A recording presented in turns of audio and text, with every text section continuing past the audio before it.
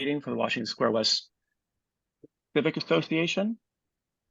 We have one project tonight, and looks like the applicants are here. So let me read that off. It's project is 1101 to 1153 Chestnut Street. Zoning district is CMX5. The application is for the erection of a building identification sign. The refusal is that the bottom edge of a building sign must be at least 150 feet high, whereas the proposed bottom edge of the building identification sign is 87'7", which is prohibited in this CMX5 commercial zoning district. And Stephanie, if you'd like to begin. Yeah, sure. So I'm going to turn it over to Charles Norman, who's with National Real Estate Development, to kind of give a little bit of an overview of where we are with the project. And I believe we have a representative from TJU here too, so we can answer some questions. But I'll jump in if there's anything procedural after Charles gets an overview of why we're here. Great. Thanks, guys. Thanks for seeing us. And I know we asked to be seen pretty quickly, so really do appreciate it.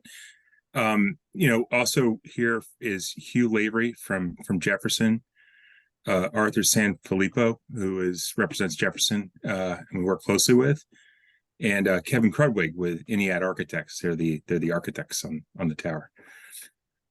So I have a short presentation to give. Can I just share my screen? Yep. Great.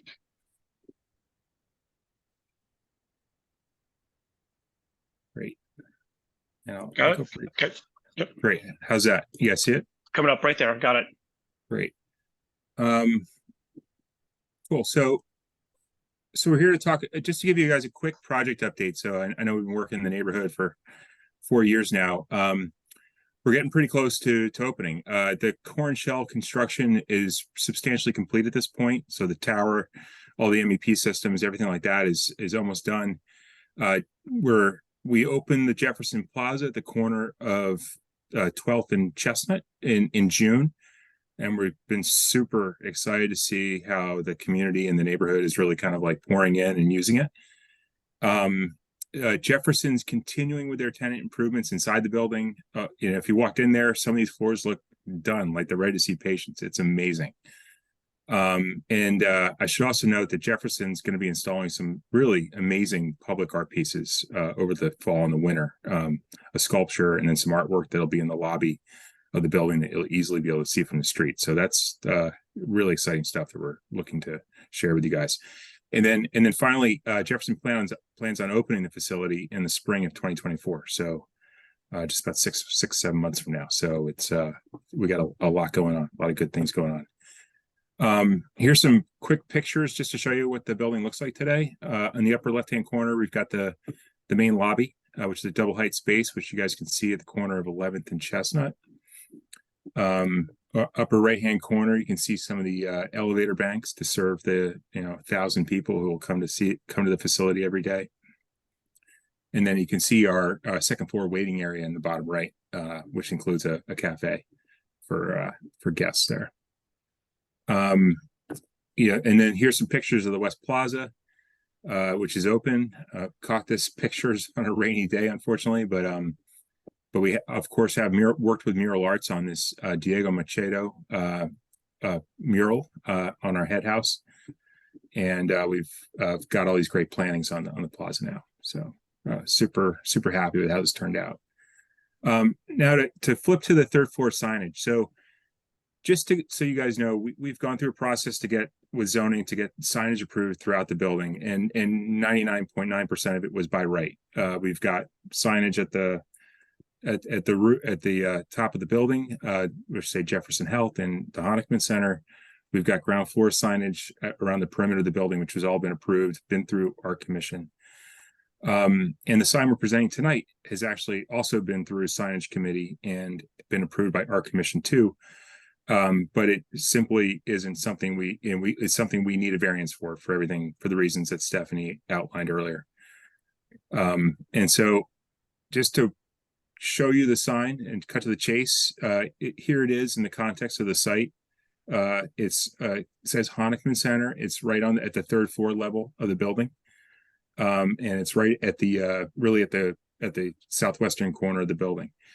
I think, as you guys know, this isn't actually on a public street. It's on Chestnut Walk, the pedestrian walkway, which leads to Market Street. And frankly, when the West Plaza is developed as a tower, as it someday will, you won't even see this sign from the street. But that those facts notwithstanding, zoning still wanted us to apply for the variance and to get this approved.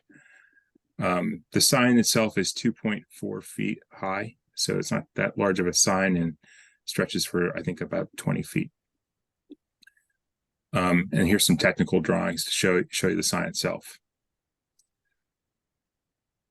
The Honickmans, of course, are the very large donor for the building. Or Jefferson's super appreciative of everything that they've done, so we want to be able to acknowledge them too.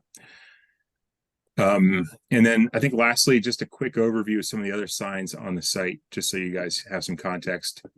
This on the right-hand side, you've got the Jefferson Health Honickman Center sign, which is on the south elevation, and there's a identical sign on the north elevation.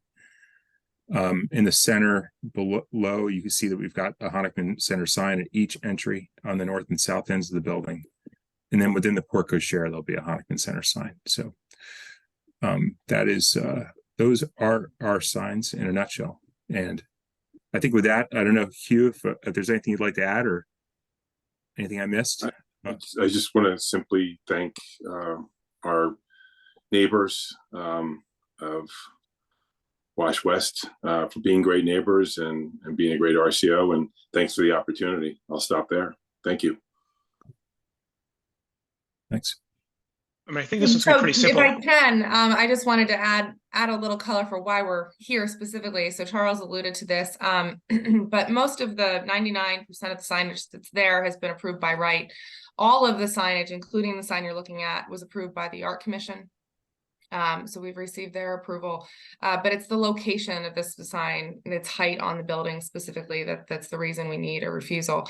It's been classified by LNI as a building ID sign. It's intended, obviously, to identify the building from this vantage point eventually, primarily from a pedestrian perspective along Chestnut Walk once the open area is eventually developed. But its visibility from Chestnut Street kind of makes it visible to a public street that requires us to come here.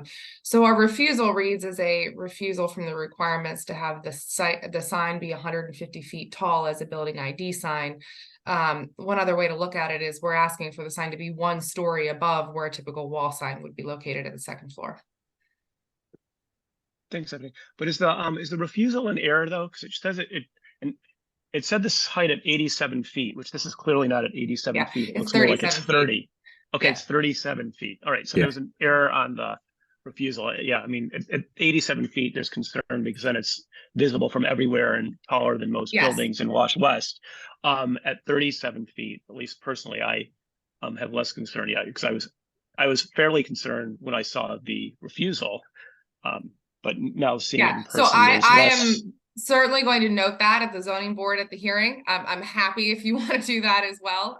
But the height on the signs is shown on the plans, and Kevin can pull that up in a second if you want to, is 37 feet. So it was a typo by the examiner on the refusal. The plans will control the approval, and we'll make sure to note that for the zoning board. Of course. Given that it's 37 feet and not 87 feet, I have really no comment on this. Anyone else on the committee have any comment? Yeah, I echo your concern, John. I thought it was 87 feet from that as well, which seemed kind of odd to me. At 37 feet, it looks perfectly appropriate given the scale of the building and Chestnut Street to me. Great, thank you. Any community comment?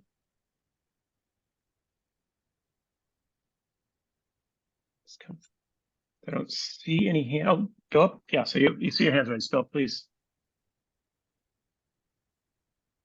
Could somebody tell me what font is used for the type on that sign?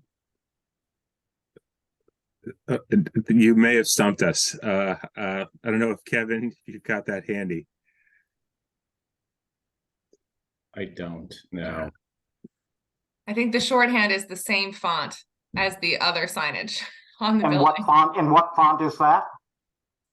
Oh, It might Philip, I actually don't show, think it I'm- I doesn't, think it might actually Kevin's show trying up on to the pull that signage up. One side. second, Phil. All right, somebody get back to me with whatever it is, please. Sure. I'm Be happy I'm to do just that. surprised that the architects don't know that. It might be the signage person. A lot of Yeah, times the signage person. Yeah, we hire a signage consultant that knows Oh, the really? specifics. That's- Oh, yeah. Oh, Well, yeah. that's interesting. Thank you for that information. It might be there. Yeah, I'm looking and it actually doesn't say, you guys probably can't read this. It's dimensional letter forms face V1 returns C11, second surface V2. So that's more about the construction of the sign. I think that's I think it's, text 75. That's Yeah. certainly something we can follow up with the sign company and pass along. Yeah.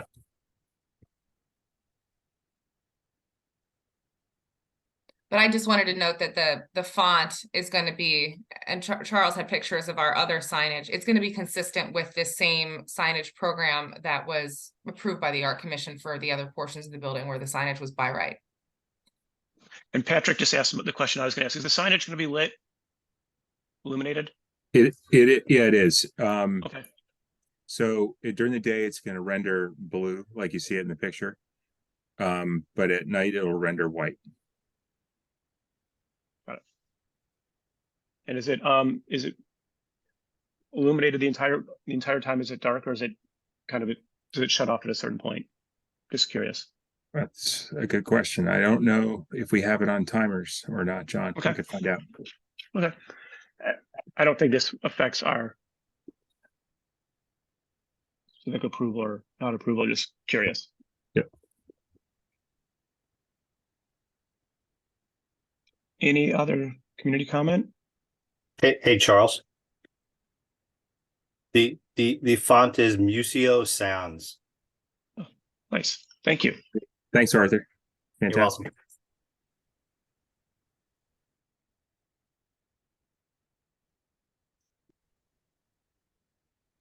Okay. If there are no other comments, so the zoning committee after this meeting will decide whether or not we are going to oppose or not oppose it. If we have any issues with it, Stephanie will get back to you.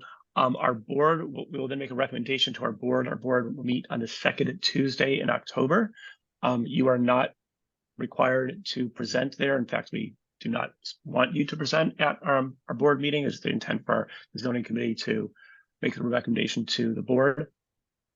And your zoning hearing, you said, is the third week in October. Is that right? 18th. 18th. Okay. We just need to get a letter by the 18th. Right. Please.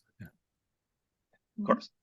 So that's all we have on our official zoning committee agenda for today. Does anyone have any other questions about zoning related issues? I will give one quick update on the remapping. I believe the new map is imminent. It should come out sometime probably the next week. And as soon as it is available, we will present it to the community, and there will be another presentation to the community with the zoning committee. And we'll make sure we have plenty of time in advance of that meeting.